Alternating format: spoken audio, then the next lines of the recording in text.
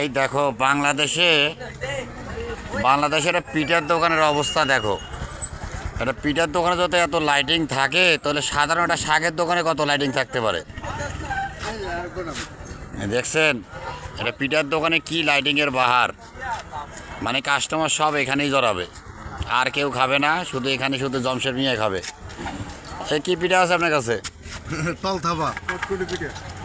এগুলা কি শুটকি ভর্তা, এগুলা কি বাদাম, আর কই ডিম দিয়া পিঠা হয়, শীত পিঠা।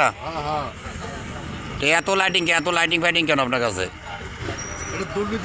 এটা দুর্নীতি লাইটিং, মানে তার মানে কাস্টমার আকর্ষণ করি আনিয়ে খিলেন নাকি? এটা যে কাস্টমার আসবে তো নাকি? কই দেখি একটা পিঠা বানান তো দেখি কেমন পারেন। এটা হয় নাই তো।